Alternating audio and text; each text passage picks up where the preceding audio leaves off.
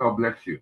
It's great to connect with you again for another day in the book of Ecclesiastes. Let's hear what the preacher, the teacher, or the wise man Solomon has to say to us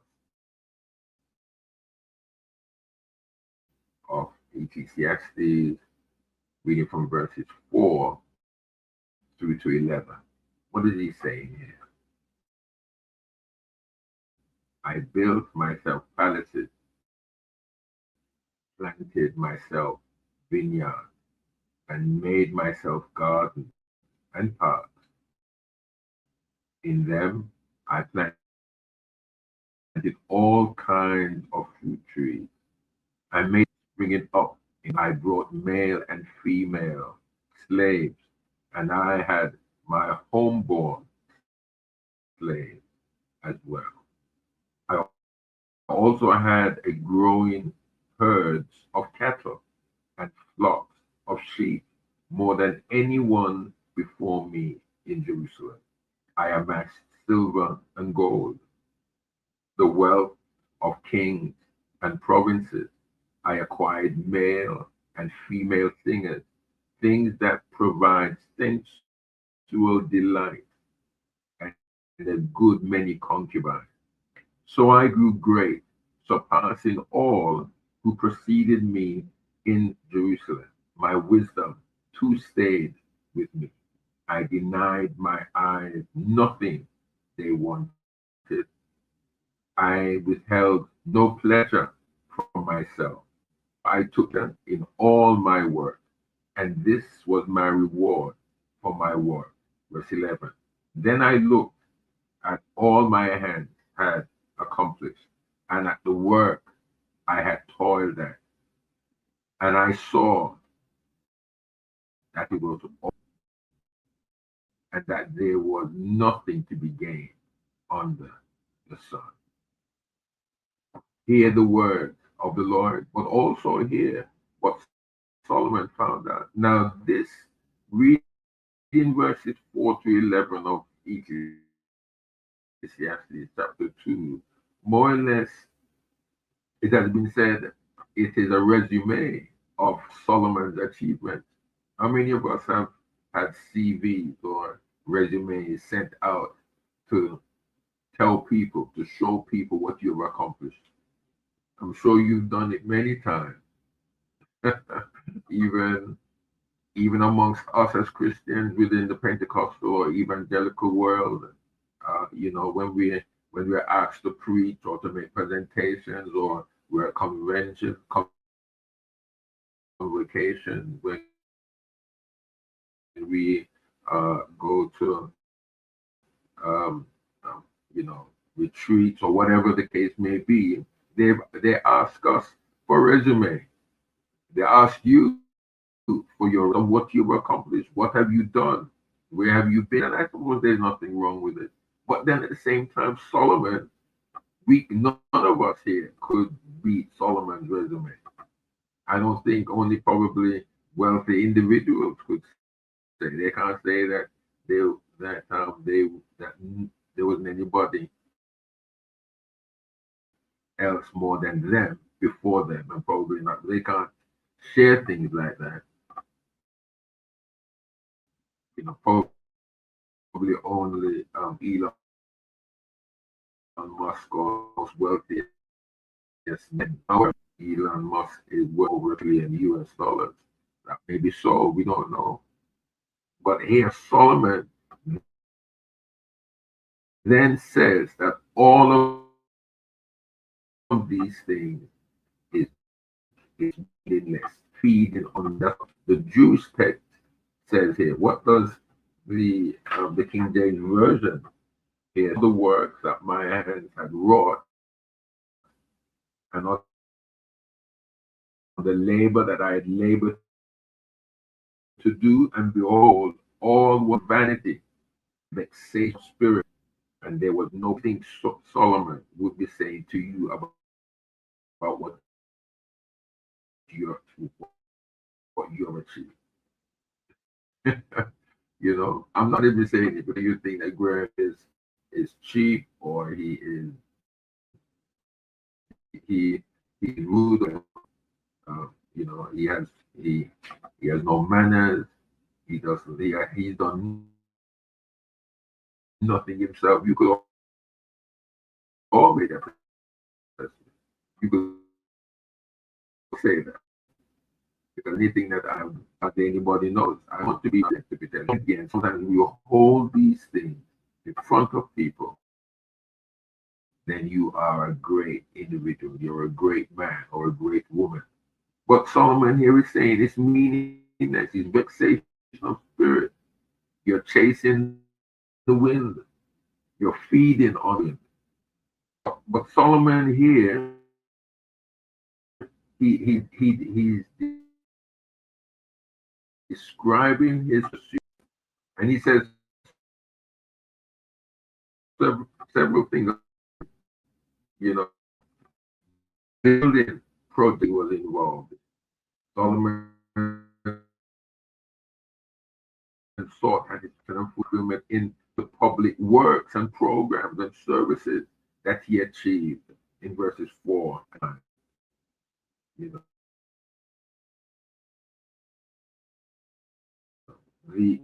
the great structures that were acquired to sustain the works, the projects that he himself states here in 5 around Solomon's extensive facilities, quiet stuff.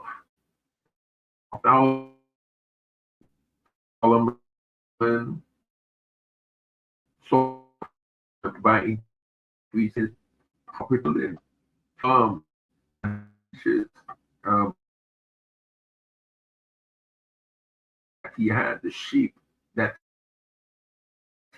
that he possessed.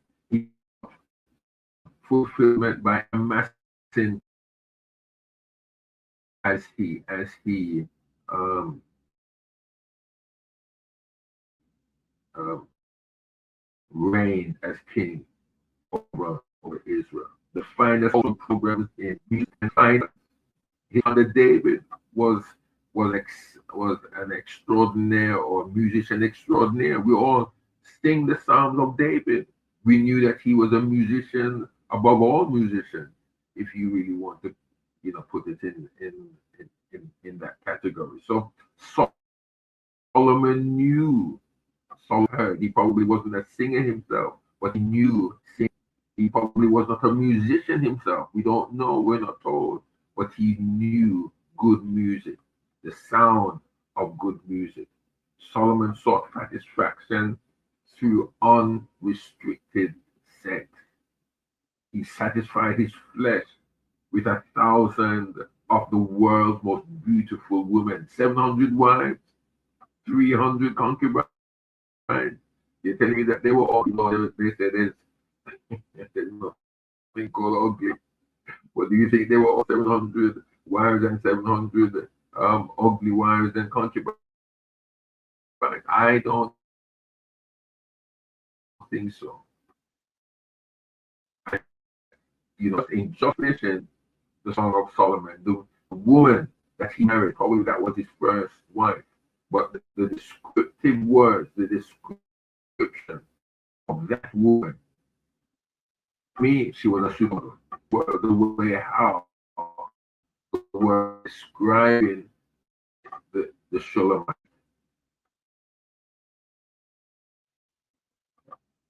But sexual activities and goings on of Solomon, nothing was not left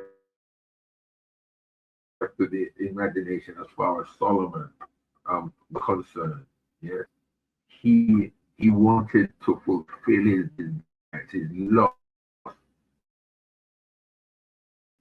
And he says in his description that nothing was withheld from him. I denied, verse 10 says, I denied my eyes nothing they wanted, no pleasure from myself, for I took pleasure in all my work. So whatever he did, my friend, I'm going to my nation, but I suppose that you could in this instance.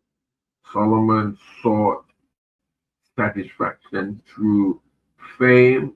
He sought satisfaction through honor and a sense of being great in the eyes of the world today. They seek fame, they seek honor. In the Christian world, in our Pentecostal world, evangelical world, and they seek fame, they seek honor, and they seek a sense of being great. Oh my goodness, Lord. Solomon knew it all. Solomon was the name uttered most frequently and famously by the greatest and the least throughout the world. But being known, being admired, being respected, being revered around the world could not bring the lasting satisfaction to the great soul. In our time, in our brief spell on this earth, many, many have ended their existence because but the money, the wealth, the fame, the notoriety did not fill that hole. Solomon accumulated countless possessions. Solomon confessed to unrestricted pleasure. Solomon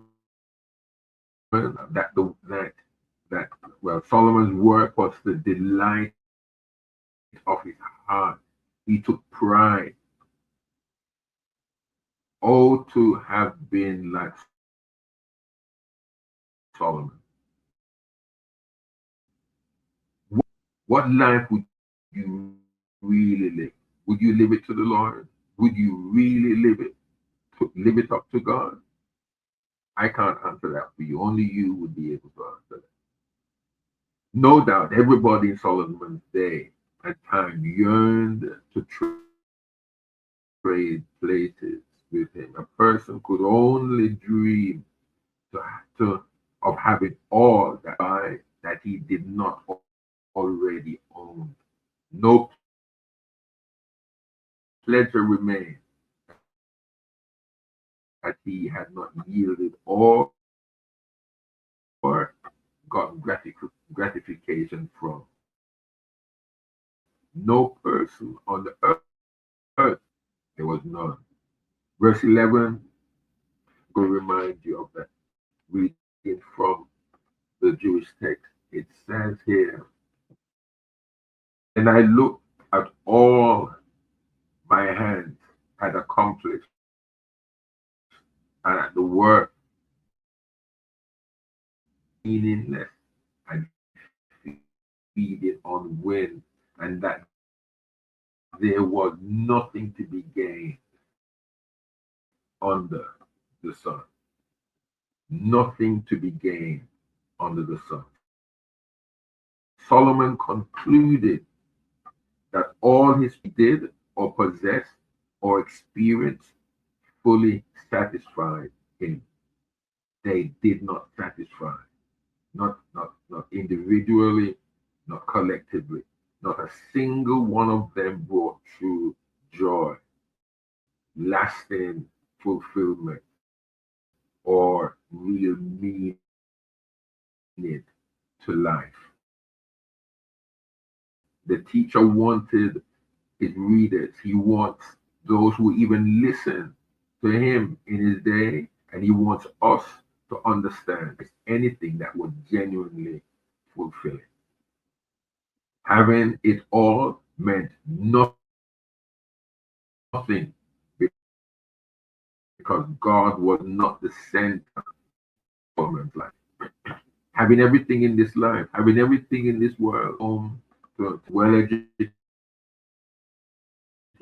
to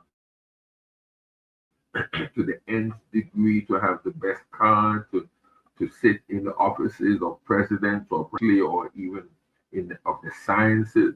There's nothing wrong with wanting that. But we must remember that none of these things fill that void within our soul. It means nothing.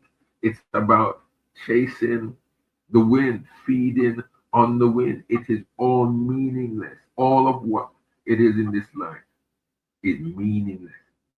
It means nothing. It fills nothing. It satisfies nothing.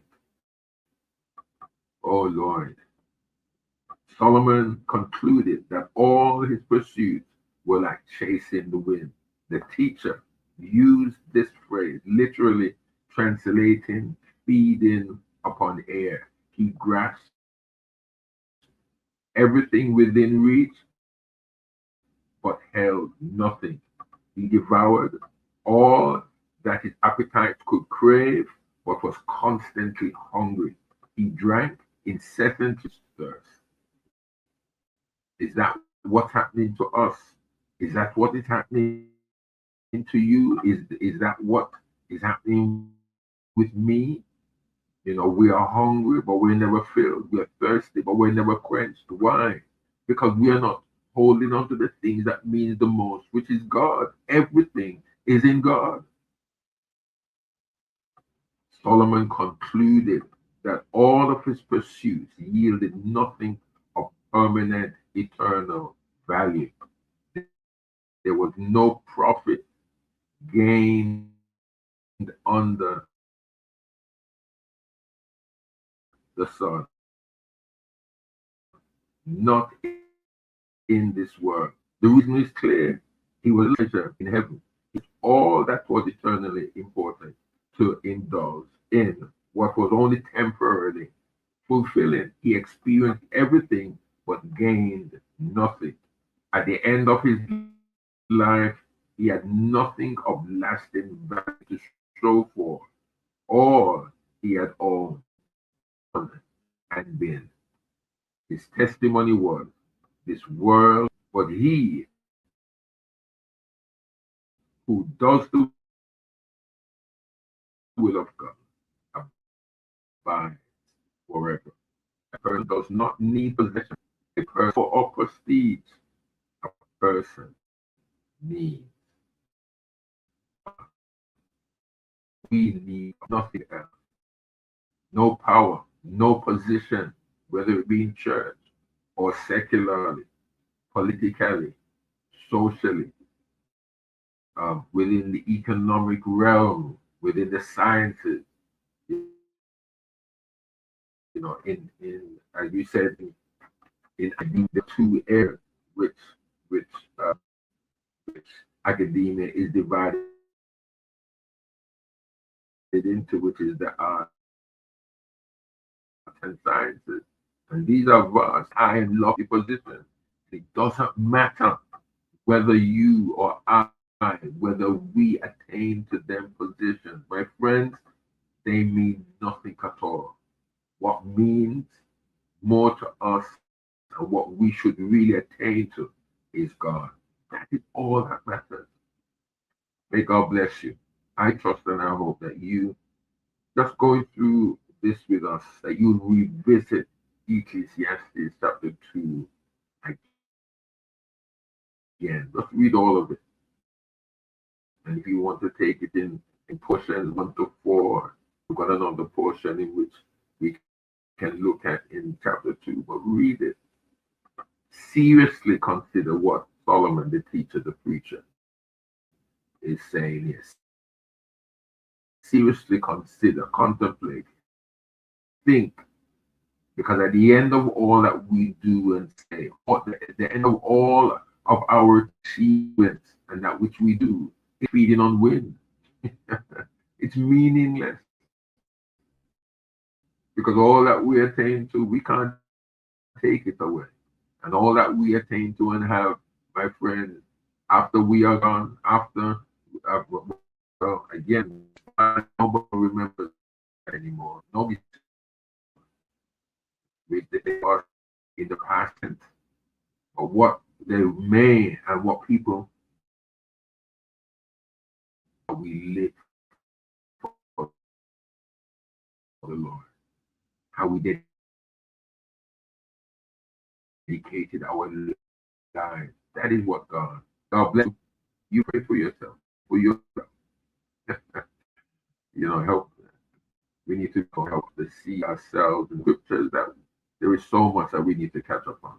There is so much that we need to lay down ourselves before the Lord, humble ourselves, submit ourselves to God. Let Him use you, not what you have that will help you to promote or to use you, just you.